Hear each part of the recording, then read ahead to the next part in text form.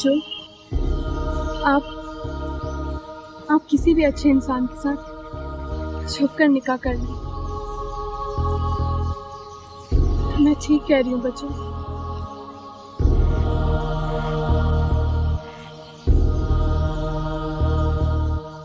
देखो यूसुफ मियां, हमने तो इशारों के नायों में तुम्हें मुद्दा बयान करने की कोशिश की, लेकिन तुमने अपनी आंखों पर ही नहीं, अपने कानों पर भी पट्टी बांध रखी है। अब अपना घर बसाने से पहले अपनी बहन का घर बचाने की कोशिश करो।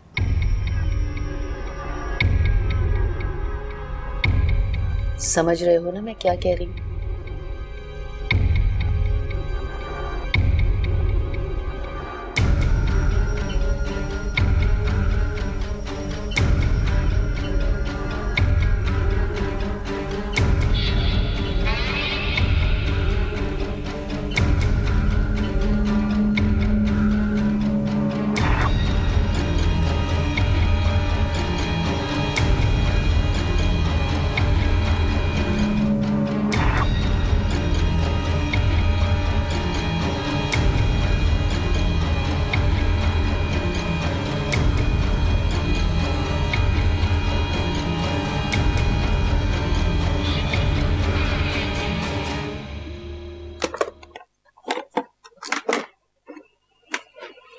क्या ढूंढ रही हो?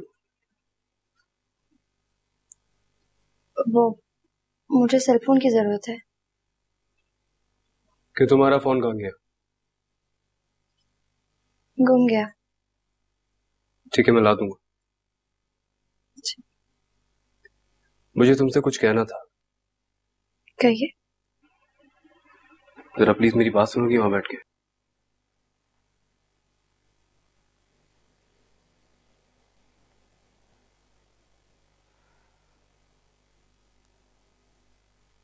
शबनम, मैं कभी तुम्हारे साथ कुछ बुरा करना नहीं चाहता था। मामला मेरा और नीलम का था, और मुझे इस बात पे अफसोस है कि तुम उसकी जद में आ गए। वरना मेरी खुदा न खास्ता तुमसे कोई दुश्मनी नहीं थी कि मैं इतना बुरा रवैया रखता तुम्हारे साथ। मैं तो बस नीलम को दिखाना चाहता था कि उसने बहुत गलत फैसला लिया है। मैं चाहता था कि वो पछता है, इसलिए आज तक मैंने कभी तुम्हें खुद से करीब नहीं किया, क्योंकि मैं जानता था आज नहीं तो कल हम दोनों की राहें अलहदा हो ही जानी है। मैंने इसलिए दानिस्ता तौर पर तुम्हें अपनी जिंदगी के दायरे से बाहर ही रखा।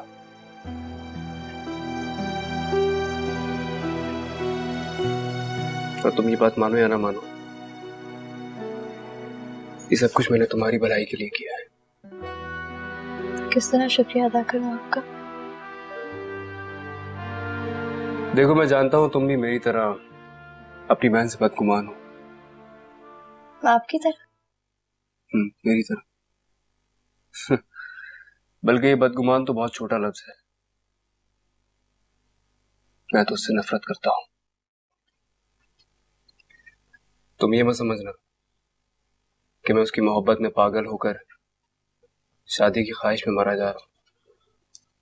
मैं तो सिर्फ उससे इंतकाम लेना चाहता हूं।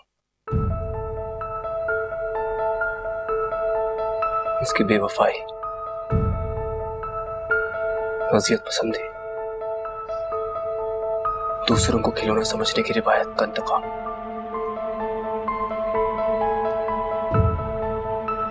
आज मैं तुमसे वादा करता हूं, जिस तरह नीलम ने तुम्हारी और मेरी मुस्कुराहटें छीन ली थी ना, मैं रुलाऊंगा उसे। उसी तरह अपनी एक एक मुस्कुराहट की भीख मांगेगी वो मुझसे। जितना तुम तड़पी हो ना, मेरी कुर्बत में वो इससे ज्यादा तड़पेगी। मैं तड़पाऊंगा उसे। तुमने उसके रवैये, उसकी अना, उसकी जिद उसकी फैसलों की कीमत चुकाई है। अब तुम दोनों उस मकाम पर खड़े हो जहां से सिमत बदली जाती है, लेकिन इस बार कीमत चुकाने की बारी नीलम की है। तुम्हें अगर किसी से इंतकाम लेना है ना, तो अपनी बहन से लो जाके। और ट्रस्ट में, इस इंतकाम में मैं तुम्हारा पूरा पूरा साथ दूंगा। खैर, मैंने वकील से बात कर ली है, वो एक आध दिन में तलाक के कागजात तैयार कर लेगा। उसके बाद मेरी तुम्हारी राहें अलग अलग हैं। मैं पूरे इज्जत और एहतराम से तुम्हें हक महर देके रुखसत करूंगा। इनफैक्ट मैं हक महर से ज्यादा ही रकम दे दूंगा ताकि तुम अपनी बाकी की जिंदगी आसानी से गुजार सको। मेरी ये ख्वाहिश है कि तुम हमेशा खुश रहो और तुम्हें तुम्हारे ही जैसा बेहतरीन आदमी मिले। बस एक छोटी सी गुजारिश थी, अपने दिल में मेरे लिए या मेरे घर वालों के लिए कोई शिकायत न रखना, और हो सके तो मुझे माफ कर देना।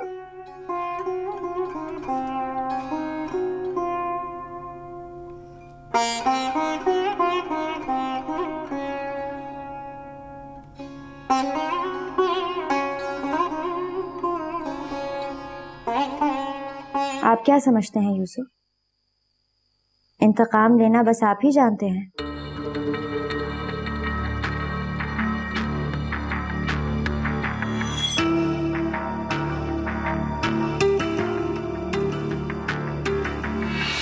आप माफी मांगेंगे और मैं माफ कर दूंगी।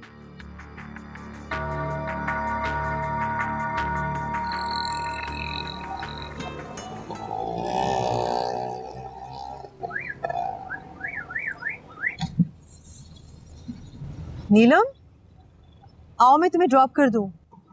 जी आप नहीं जी शुक्रिया, मैं चली जाऊंगी। नो प्रॉब्लम, आओ बैठो, मुझे तुमसे बात भी करनी थी। आओ।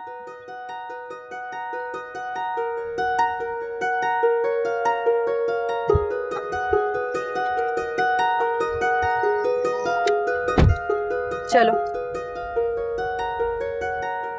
देखिए, मैं ज़्यादा लेट नहीं हो सकती, मेरे घर वाले बहुत परेशान हो जाते हैं। घर में कौन कौन रहता है? अम्मी है, एक छोटी बहन है और एक भाई है।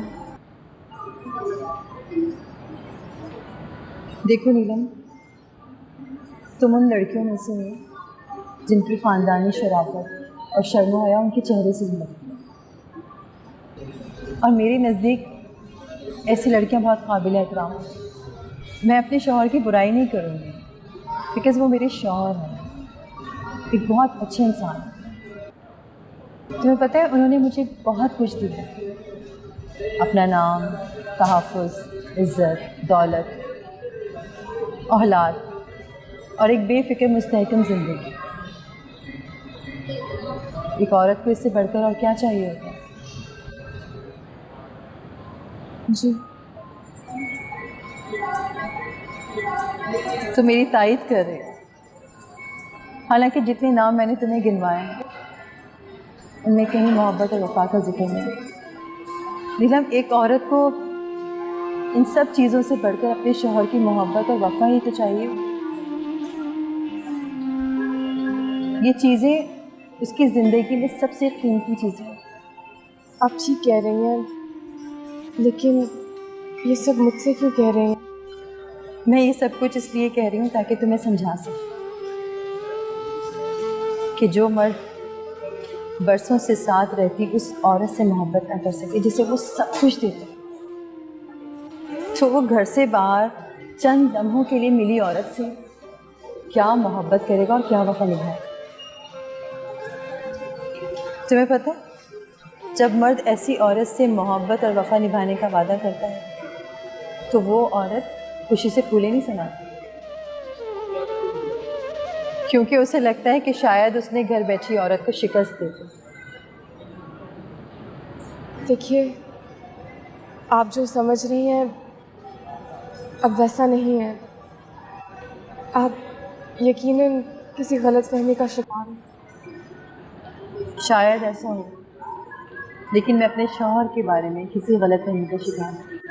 बहुत अच्छी तरह जानती हूँ कि उनके दिल में आजकल क्या चल रहा है, और ऐसा पहली बार नहीं हो रहा मेरे साथ। मुझे तो ज़िंदगी में बार बार आने वाले इस फेस की आदत सी हो गई, लेकिन मैंने अफनान से साफ साफ कह दिया कि इस बार माफ़ी की गुंजाइश नहीं।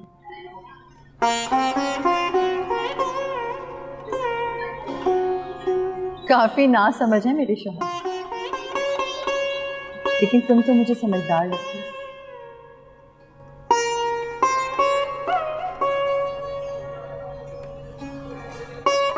देखिए, मैं चलती हूँ, काफ़ी देर हो गई है। हाँ, क्यों नहीं, ज़रूर जाओगे, क्योंकि औरत के लिए घर ही सब कुछ होता है। घर तहफ़्फ़ुज़ देता है, नाम देता है, इज्जत देता है। मेरी एक बात याद रखना है, हमेशा घर वाली बनकर रहना, कभी बाहर वाली मत बनना। अगर ऐसा करोगी तो सिर्फ पछतावा हाथ आएगा, क्योंकि मर्द बाहर वाली औरत से मोहब्बत का दावा महज उस वक्त तक करता है जब तक वो घर से बाहर।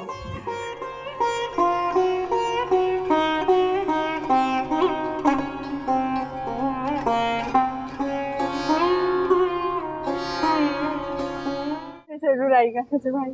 ज़रूर ज़रूर। मिस नीलम, कैसी हैं आप? अल्लाह का शुक्र। आपके कैसे मिजाज? अल्लाह का शुक्र, खासा खुश मिजाज हूँ, बावजूद इसके कि मैं एक पुलिस ऑफिसर हूँ। क्यों? पुलिस अफसर इंसान नहीं होते? हम भी लोगों से यही सवाल पूछते हैं, मगर जवाब नफ़ी में ही मिलता है। आप खैरियत से आए थे? बिल्कुल, 100% खैरियत। आपके लिए खुशखबरियाँ लेकर आया हूँ, जो कि आपको रेशम और आंटी सुना देंगी। शुक्रिया, आप तो वाकई में हमारे लिए एक फरिश्ता बनकर आए। देखा, आपने भी मेरे इंसान होने की नफ़ी कर दी। आप हंसती भी बहुत अच्छी लगती हैं, कोशिश करें कि हंसती रहा करें। मैं चलता हूँ, अल्लाह हाफ़िज़। खुदा हाफ़िज़। खुदा हाफ़िज़।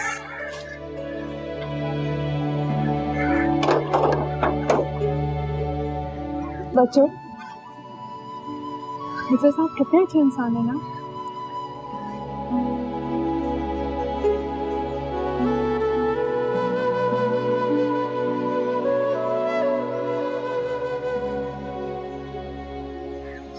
उस रात पुलिस मुकाबले में राजा बहुत जख्मी हुआ है। खिजर भाई बता रहे थे महीना 2 महीना हॉस्पिटल में ही रहेगा और वहां से सीधा जेल शिफ्ट कर दिया जाएगा। खिजर भाई ने उसकी सारी जमानतें मंसूख कर दी हैं। अब उसके खिलाफ इतने केसेस हैं कि उनसे पीछे छुड़ाते छुड़ाते उसकी आधी से ज्यादा जिंदगी जेल में ही कट जाएगी। अल्लाह के घर देर जरूर है, मगर अंधेर नहीं। वो जालिमों की रस्सी दराज जरूर करता है, फिर इतनी जोर से खींचता है कि जालिम औंधा मुंह गिर पड़ता है। मेरी तो दुआ है बच्चों कि उस मनहूस की आधी जिंदगी क्या बल्कि पूरी जिंदगी जेल में गुजरे।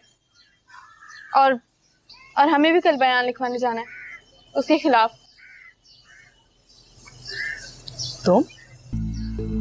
तुम्हारी हिम्मत कैसे हुई यहाँ आने? बहन, माफ करना बहन, दरवाजा खुला देखा तो दस्तक दिए बगैर अंदर आ गई। गरीबों और बेसहारों का हामी और मददगार अल्लाह होता है। अल्लाह हमारे साथ है, इसलिए हमें अपने दरवाजों पे कुफ्र लगाने की जरूरत महसूस नहीं होती। खैर, अपने आने का मकसद बयान करो। उम्मीद है मेरी किसी बेटी का रिश्ता लेने नहीं आई होगी। मैं बहन तुमसे माफी मांगने आई हूँ, मुझे माफ कर दो। राजा की माँ, हर फिरौन के लिए एक मूसा जरूर आता है, और अब इस माजरत का कोई जवाब नहीं है। मामला अब कानून और अल्लाह के हाथ में है। देखो बहन, मेरा एक ही बेटा है और उस एसपी ने मेरे बेटे के खिलाफ पता नहीं कौन कौन से मुकदमे खोल दिए। अगर वो सारे मुकदमे दहशतगर्दी की अदालत में भेज दिए तो मेरे बेटे को कैद या फांसी की सजा हो जाएगी। मैं तुमसे वादा करती हूँ बहन, एक बार अगर मेरा बेटा जेल से वापस आ गया ना तो मैं उससे कहूंगी कि वो तुम लोगों की तरफ आंख उठा के भी नहीं देखेगा। बहुत खूब, तुम क्या अपने बेटे को समझाओगे? तुम तो हमें मुजरिम बनने की तरकीब देने आई हो। जानती तो होगी कि झूठी गवाही देना कितना बड़ा गुनाह है। अब तुम जाओ और बेटे के जेल से आने के बजाय उसे राह रास्त पे लाने की दुआ करो। यही उसके हक में बेहतर होगा।